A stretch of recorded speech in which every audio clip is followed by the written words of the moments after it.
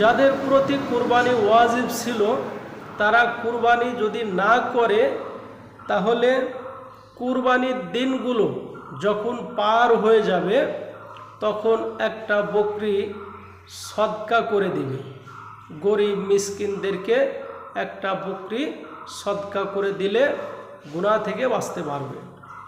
তাহলে আমরা মাসলাটা বুঝলাম, যাদের প্রতি কুরবানি ওয়াজিব ছিল তারা কুরবানি করতে পারে নাই, কুরবানি করে নাই, তাহলে তারা কি করবে?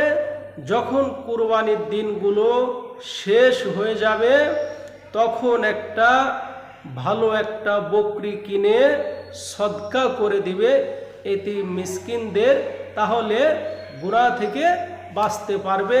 যার প্রতি কুরবানি ওয়াজিব হয় নাই কিন্তু কুরবানি করার উদ্দেশ্যে, কুরবানি করার নিয়তে একটা পশু ক্রয় করেছে, একটা গরু কিনেছে, না একটা ছাগল কিনেছে, না একটা খাসি কিনেছে, না একটা উট কিনেছে, না একটা দুম্বা কিনেছে, না একটা মহিষ কিনেছে, কুরবানির নিয়তে কিনছে কিন্তু ওয়াজিব হয়েছিল না, কিন্তু পশুটা কুরবানির নিয়তে কেনার কারণে ওই পশুটাই জবাই দেওয়া, কুরবানি দেওয়া তার জন্য ওয়াজিব।